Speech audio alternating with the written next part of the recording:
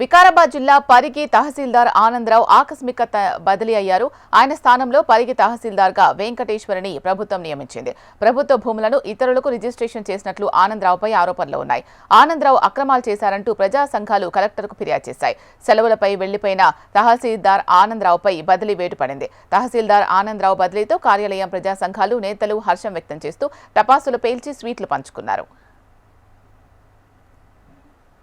పరిగి మండలంకు ఉన్నటువంటి తహసీల్దార్ గారు ఆనందరావు గారు గత సంవత్సరన్నరగా ఎలక్షన్ సందర్భంగా పరిగికి తహసీల్దార్గా వచ్చిండు.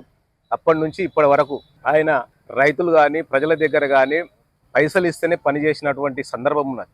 కనీసం 100 రూపాయలు ఇస్తే కూడా తీసుకున్నటువంటి సందర్భాలు ఉన్నాయి.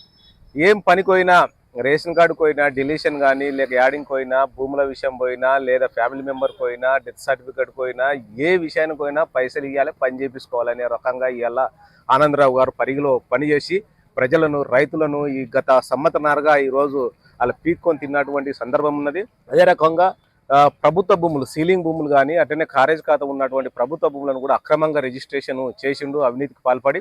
ఈ విషయం పైన ప్రజా సంఘాలుగా గత 12 రోజులుగా ఆయనను సస్పెండ్ చేయాలని పెద్ద ఎత్తున జిల్లా వ్యాప్తంగా కూడా కలిసి వచ్చిన సంఘాలతోని ఆందోళన పోరాటాలు అనేది కొనసాగించడం జరిగింది.